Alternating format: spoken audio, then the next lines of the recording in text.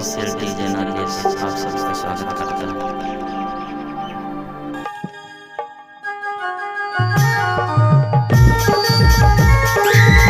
DJ Nagesh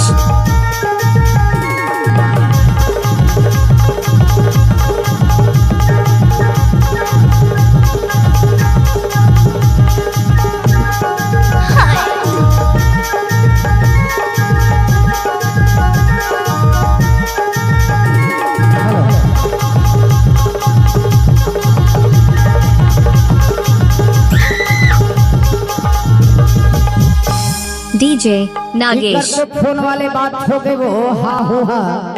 तय करबे के नहीं करत मिसाल बही करबे ना हाओ तबे के छाओ का कथे हवी के पार करबे वो अच्छा हे पार पार करबे ना का हे रानी मोर मोबाइल नंबर मा डीजे नागेश करहुना करबे ना हाओ का करबेगा मनोज कोसले छाती तोर को दो दरा दादा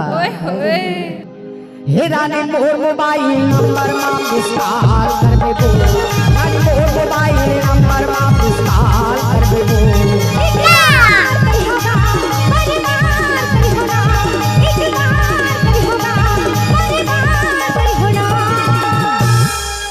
डीजे नागेश नाचुरी लजाबे झानो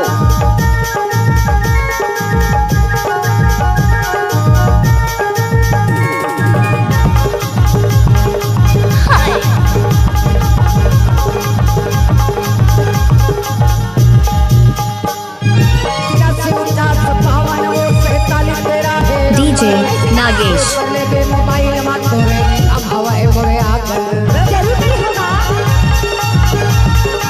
नाच ना वो अलग चंदेल किराना दुकान सेवक के बर्फ फैक्ट्री अच्छा हीरा कहला चले आवे वो पर ही मोर का फपजी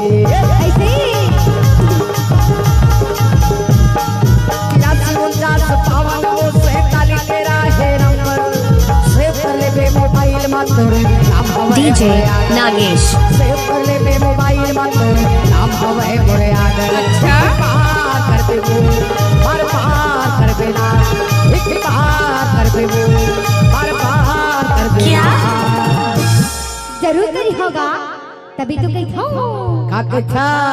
दीदी तोरे मोबाइल नंबर इस्तेमाल करहूगा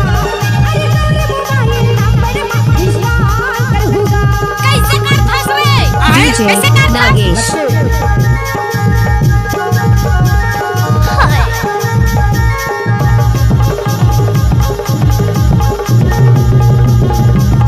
काहे माहौल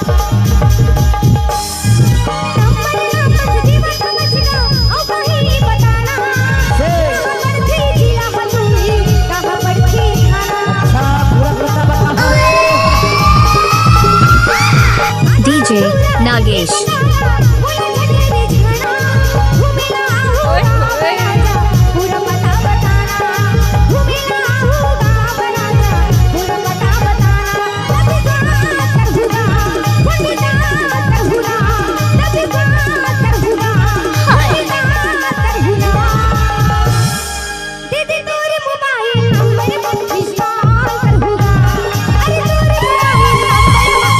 डीजे नागेश